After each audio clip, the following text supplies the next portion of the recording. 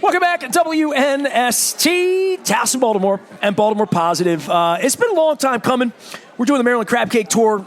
I'm running low on Ravens tickets, and they've hooked me up with holiday tickets, and I'm at Gertrude's, and we're at the BMA. I feel like the least cultured human here today, but it has been wonderful seeing people here who look like they've been all over the world. We're at Gertrude's. It turns out that John Shields and I are related. No. We're family without realizing it until we figured it out yesterday when my son's wife, my son and his wife are in Amsterdam. I said I was coming to Gertrude's. And my daughter-in-law's mother, what does that make her to me? Wow. My daughter-in-law's mother. I don't know. Just John Shields is her cousin. Your daughter-in-law's mother is John Shields' cousin. Right. So that makes my daughter-in-law a cousin of John Shields. It's Baltimore, right? That's exactly what I texted him. This is what happens. Well, I'll tell you what, it's all brought to you by the Maryland Lottery. I'm giving some tickets away. We're doing some win donation stuff. We're going to do some stuff with Jiffy Lube Multicare as well. I even brought my gavel here. I feel like Richard Scher on Square Off from Raskin Global. It's a crab claw with a beer opener. So it's nice. I mean, this is a 2-for-1 special. Dan Rodricks is here, my friend. He has a poster on the wall. You lured me here on a wintry night last year. By the way, they have a 34th Street motif going on in this joint. I went from 34th Street. I had broccoli over at Ekabin, one of my favorite things. Over in Hamden. That's good. So we had some dish. broccoli. It was about 12 degrees. We went to 34th Street. I'm like, it's really nice. Let's go see Dan's show. And then we parked and ran in here. We had to pee. We were late. We sat down. And I think I told you this last time. And your show, Baltimore, you have no idea, that opened here. I was here on opening night. A lot of people I knew in the crowd. A lot of Baltimore Sun alums. And we all came to you and said, this thing's so great. You need to do this again. You acted all humble. We were down at Fadley's. And you were kind of portending that maybe it wouldn't happen. Pick up the plot, because people can go and see our podcast from Fadley's. It was December 11th of last year, so almost a year ago. Wow. Literally. Right after the show. And you did this thing, but you didn't do it as a holiday thing. You did it as let's just do a weekend of Thanksgiving, sort of. That was where you were with it, right? Yeah, the play does have a little bit of have a holiday touch to it. That's why I'm having my holiday party here at the BMA next week. It's great. Well, first of all, thank you for having me back again. I love you, Dan Rodricks. Thank you, Nestor. I appreciate all the support you've given me, and I've known him 40 years. You're a mentor to me. I had John Eisenberg on last week. I love having people like you in my life doing important work, writing books, making plays. It's just so important. Yeah. You keep me young. I know. Well, I had, when I got to Baltimore, mostly older men and women who nurtured me along in my newspaper career and taught me about the city, taught me about I had Rasig on yesterday. and literally yesterday, Rasig and Ron Cassie yesterday. Ron really wants to come to the show. Rasig, I text him in your show. Rasig's in your show. He's in your show. He's holding the Ursay dummy. He's holding the dummy at Veterans Stadium. Rasig's in your show. Yeah. And he's coming with me next week. That's great. So I think everybody that came last year wants to recruit somebody because your show is there's nothing more Baltimore positive. It's a celebration of the good, bad, but the realness of our town. Yeah, thank you for saying that. That's what I was hoping for. We only did 3 performances last year. Same weekend? Last year was the first weekend of December. This year it's 2 weekends in December, a little bit later, December 8th and 9th, and December 14th, 15th, 16th. But anyway, we sold out those 3 shows, to my surprise. So we decided to do 6 this year. And I was a little worried about that. I said, how far can you go with this? How many people are going to come back and do it again like me, right? Well, we've sold out so far. As of this recording, we've sold out 5 of the 6 shows. And the 6th show looks like it's headed constantly down in ticket sales. So how many people does this little theater hold here? 360. But we sell at 350 because that's according to the fire code. Because some jackwagon like me might call you next Friday and say, I need another ticket. Yeah. We're supposed to leave a space of 10 seats for people who have disabilities and need to sit in a certain place. But by the way, you keep mentioning the BMA. The Baltimore Museum of Art is really a jewel in the city. having Gertrude's restaurant here is just another great aspect of it. This place is packed. It almost always is. It's packed. Yeah, the food's always good. It's consistent. And the theater, a lot of people don't even know that the BMA has a theater. I don't know if you've ever been here for that. It's a very comfortable theater at 350 seats, and we like the venue very much, the theater itself. So I'm going to Springsteen on you. Springsteen decides to go, after all this rock and roll, he's going to do a one-man show. Yeah. Not real dissimilar to your thing, but his was his life story. Yours is your Baltimore story. Right. And it's just him, right? It's just him and a guitar, singing some songs, whatever. But, he had to pick a theater.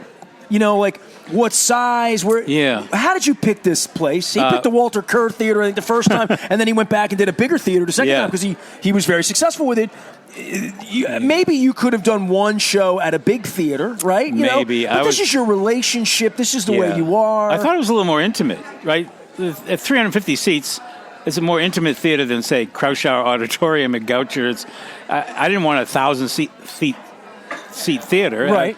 So I wasn't sure I could sell it. And number one, let alone three times. Yeah. So I wanted a smaller place, and I was familiar with this place because back when I had my TV show in the 90s, Rodricks for Breakfast, we recorded a couple of shows in here.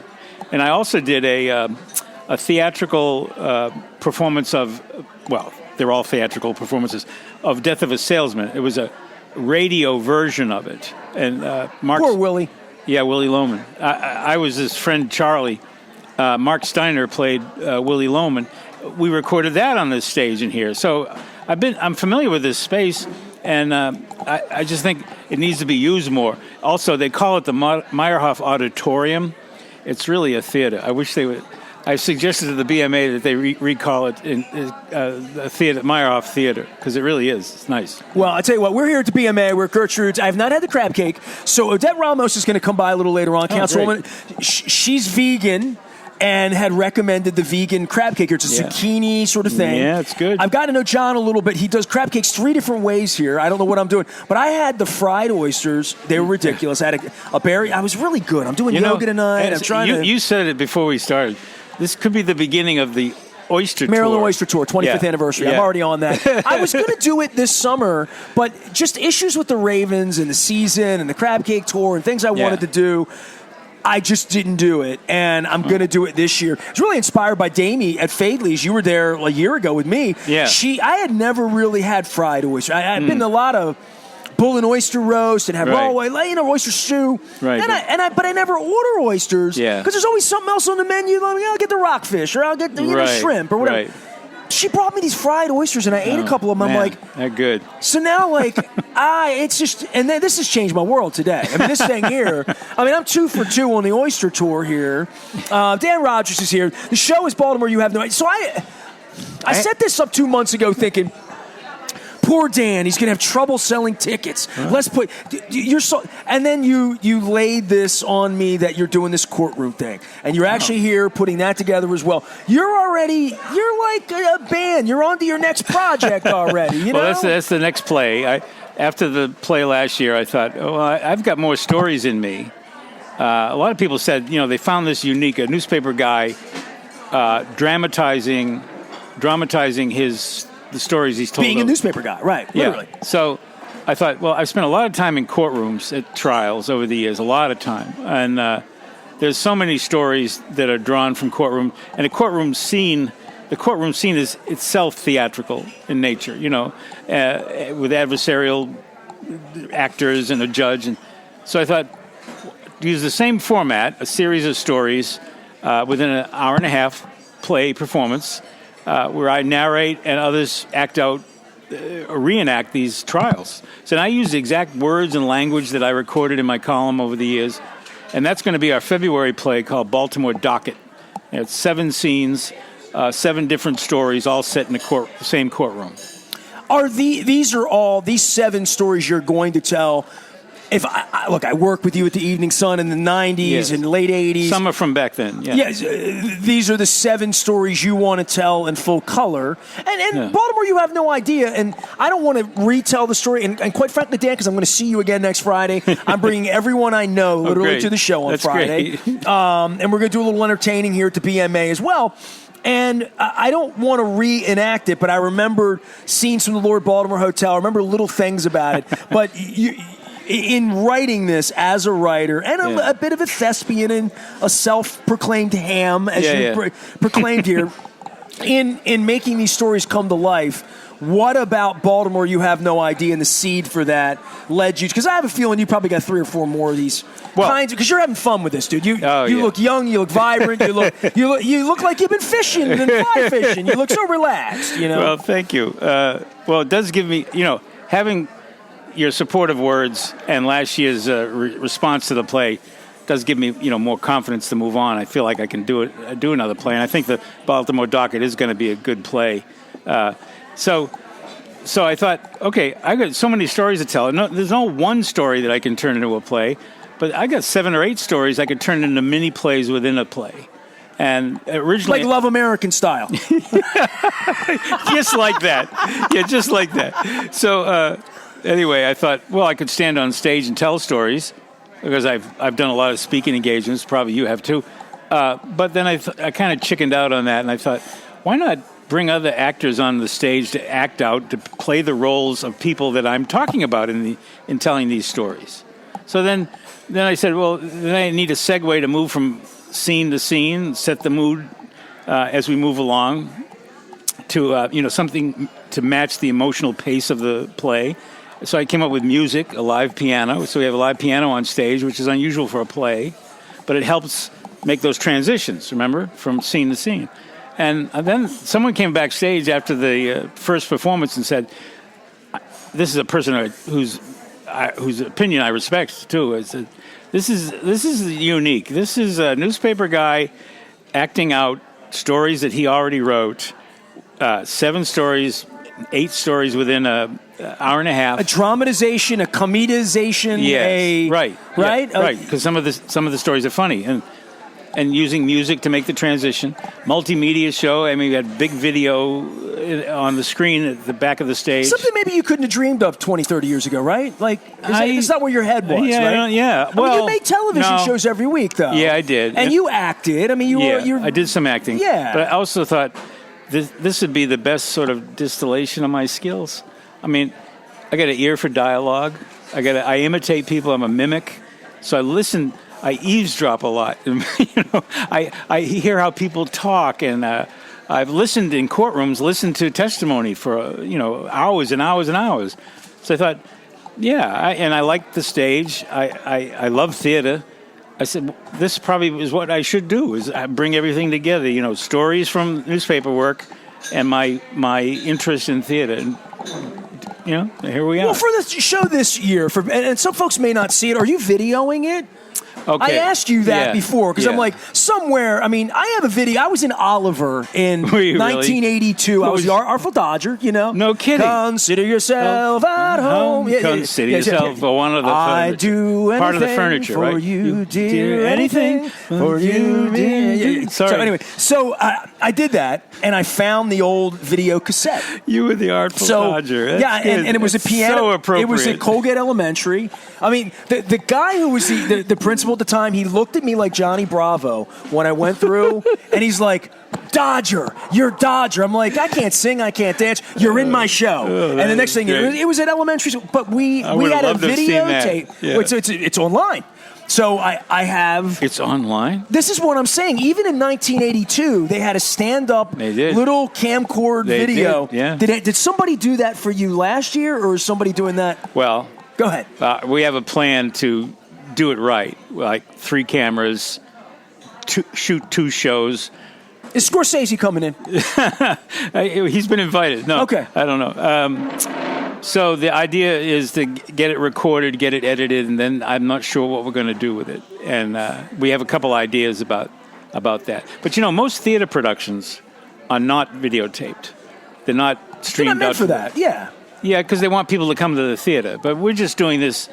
I have an LLC now, but I don't have a theater company. So we're not a permanent fixture here like Everyman Theater or Center Stage. I understand why they wouldn't do it, because they want people to come to their theater.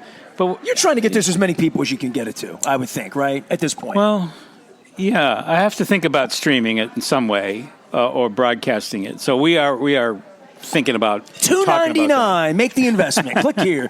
Dan Rodricks is here, a longtime columnist, my friend. Author, writer, and now thespian. You'll laugh, you'll cry, you'll sigh. I probably did all of that. The stories of Baltimore, you have no idea. And again, I don't want to give it all away, but you had a lot of things to cull from.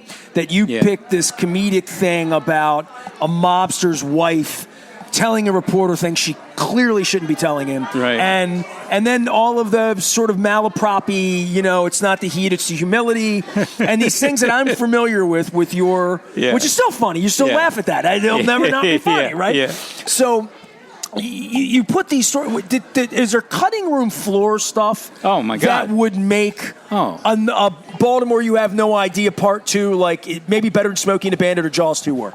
Do you know how many columns I've written? I know. How many? You know how many columns do you think I've written? 4,000. Keep going. Really? Well, Nestor, I started writing a column in January of '79, 3 days a week. It'll be 40. How many years is that? It'll be 45 years this January, right? About as long as I've had my Kiss belt buckle that I'm wearing today. Because I've written more than pretty close to 6,400 columns. Now they don't all lend themselves to dramatization.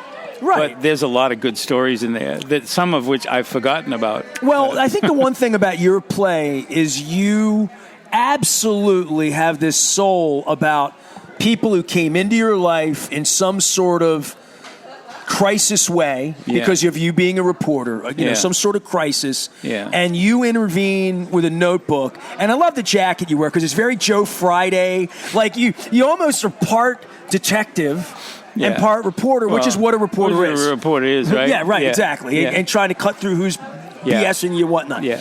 So I would just say from the dramatization of that and what really happened, you know what I mean? The reality and the dramatization part. Yeah, it's pretty close, actually. Yeah, you have a notebook out, right? It is. Like you're... No, listen, I went back to these old columns that I wrote, including the very first column I ever wrote, January 8th, 1979. And I pulled quotes out of it and used that in the dialogue in the play. So there's one scene with a caricature who's not really a character, but a guy who portrays a political boss. He is a composite of many different people I've met in politics over the years. He's not a real character, but that's the only time I veer from reality. The reality of I use the actual names of people.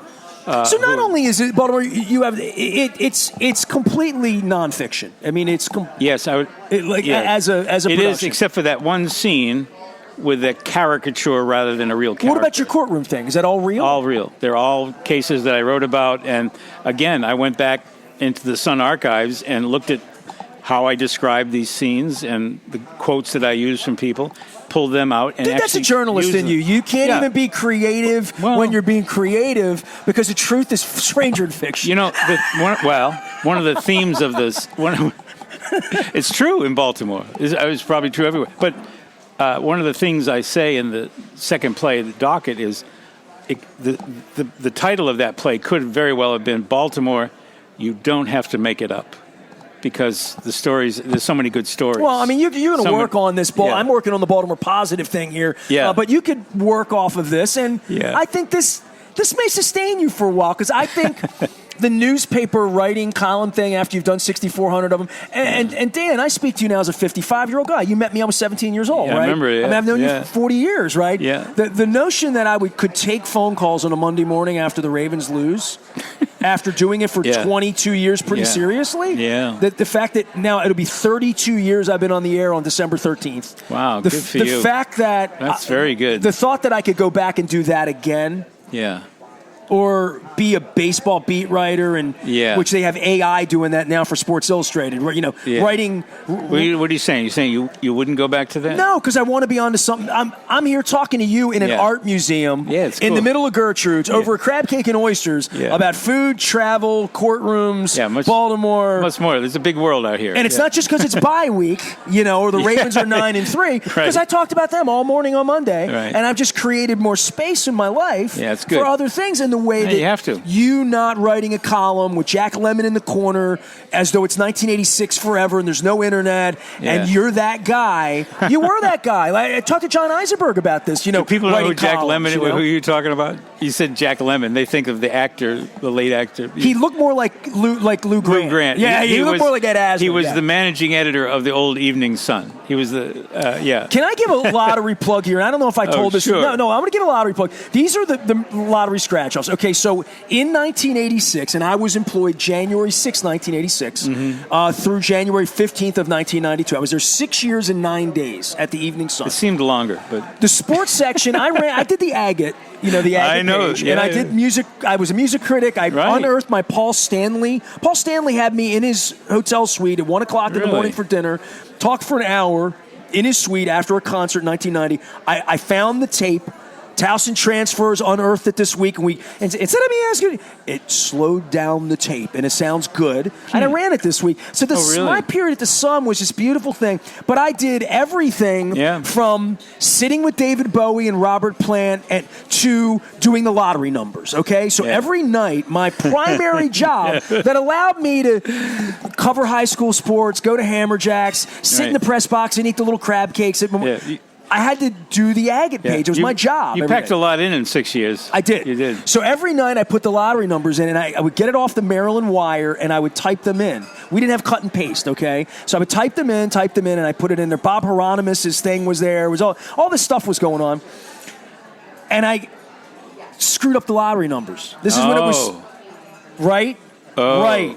Right. So Jack Lemmon was a nice man in the corner that I met when I got my job, and you're the young whippersnapper from the News American. Nussgaard says you're good. Marlowe, they're gonna take you under your wing. You're gonna be John Stedman one day. You know what I mean, right? So, wait a minute, but you screwed up the lottery numbers? So, dude, I tell this to John Martin all the time as I give away lottery sponsors this show. Thank you to the Maryland Lottery. But I would mess up the numbers, and Jack got exasperated. Jack Gibbons was my boss, and Jack loved me, but I just wore him out, Yeah. And I screwed up the number, and someone called the paper thinking they won $1 million or portended to, or that's what the scare tactic was. That's like a cardinal to sin. An 18 or 19-year-old kid. Yeah. And I screwed, it was fireable, but I was sort of an unfireable kid because they liked me. I was in the union, I was in the guild. But nonetheless, I screwed up the lottery number. So Jack called me into the corner and just said, he was like, son, you just can't do this again. We all love you. Don't screw up the lot. I was screwing my whole career up. I don't understand something.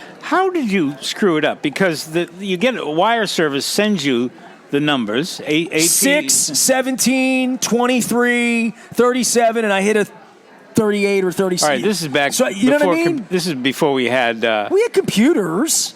It was a VDT. I just screwed it up. That wasn't really a computer. I didn't cut and paste it. It was a VDT. It's not like you would have today. It was the green type. It was a video display terminal. So when I say Jack Lemmon to you, you know what I'm saying? Yeah, good old But Jack. I guess the point was, back in 1986, you're doing that. You knew the world was going to change. You didn't know how it was going to change, whether it's online, all of this stuff, that you wouldn't be writing. I mean, I thought in 1986 that if I ever got a job as John Stedman, I would write for 43 years as the columnist. My dad was so pissed at me when I left the paper because he thought I was going to get a gold watch, right? I mean, this is in 1992, right? When I left, what you're doing with your career, where John Eisenberg is having, is that the Sun in 07 or a long time ago now, right? He left the Sun. I'm still there. I know. But we've had so many people from the downsizing that took place over the last 30 years have had gone off to, some have stayed in journalism, many have gone into public relations or other fields altogether,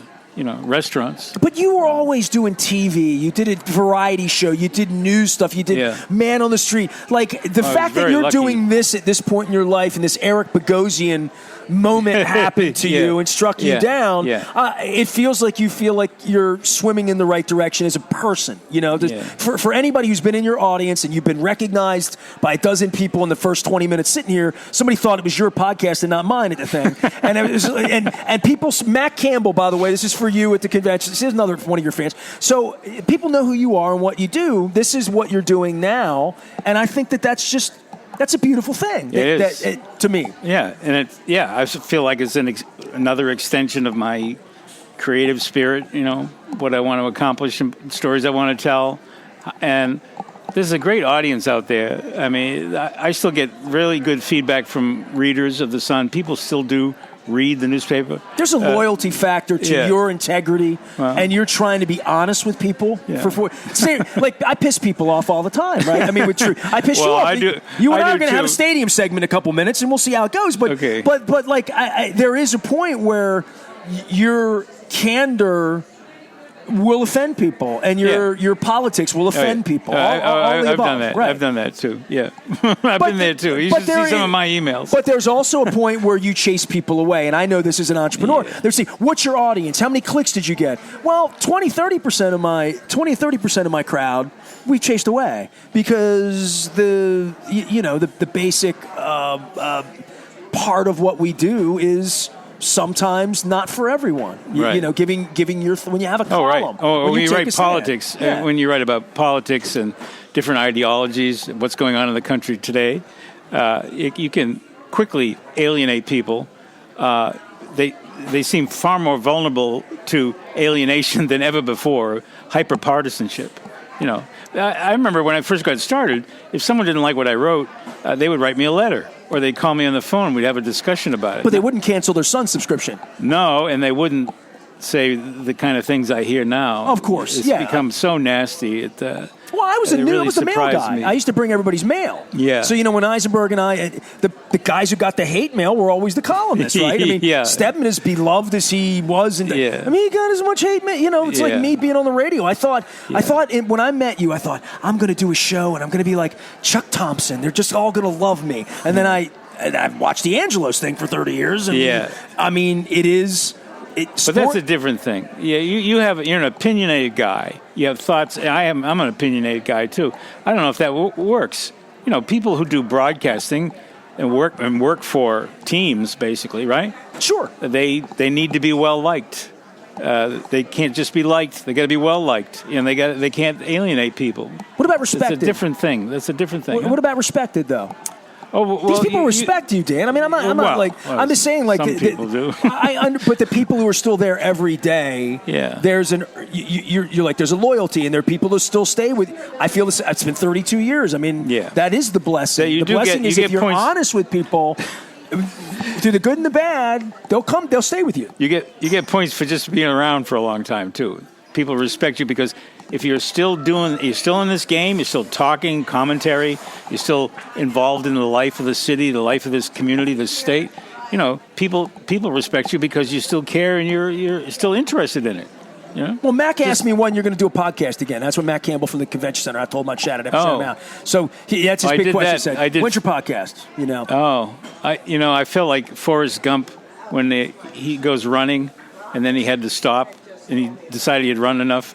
I did 426 episodes of the Roughly Speaking podcast for the Baltimore Sun, and I felt like I'd had enough. So they just stopped. That's my point with columns. That's my point with, at any point, taking phone calls from sports radio, there was just sort of like, I've done 22,000 hours of that or some ridiculous amount of time. I've done every fire the coach, bench the quarterback. I've taken all the race bait. I've done all that. I want to do something different and more, and I think that's what you're doing here. And I have massive respect for anybody that does that. That's how I feel about it too. Yeah. Those who play rock and roll and then go do jazz, God bless them.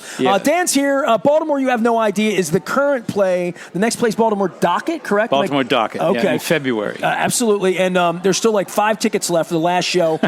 Jump on. How do people get the tickets and get all that? So it's called, the play is called Baltimore, You Have No Idea. Our website is youhavenoidea.org, which is now the name of my formed an LLC. Nice. Whoa.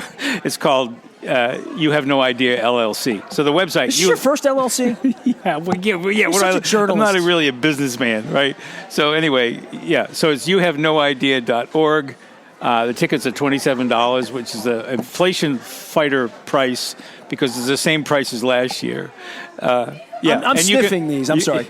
Why are you sniffing? Well, they're scented, and I just want to make sure that they actually smell like what they said they were going to smell like. So, go ahead. Keep going. That's all right. Don't mind me. You're looking at me funny. We're selling tickets to the Baltimore docket already. If you know any attorneys, anyone who's been involved in criminal justice, they're going to like the play. But I think anyone will like these stories. I'm going to come. Courtroom cases. When is it? What's the dates? I think it's like February 15th, 16th, something like that. You don't know when your own show is. Well, sorry, it's Valentine's week. It's a love story. Yeah. I think one of the nights is Valentine's Day. Yeah. Well, there's a whole Christmas theme to Baltimore. You have no idea. I'm bringing a bunch of my friends out for the show next week. I have Dan by. We're at Gertrude's. We're at the BMA. I'm being too loud for being in a museum, which I knew was going to happen. Did someone say that?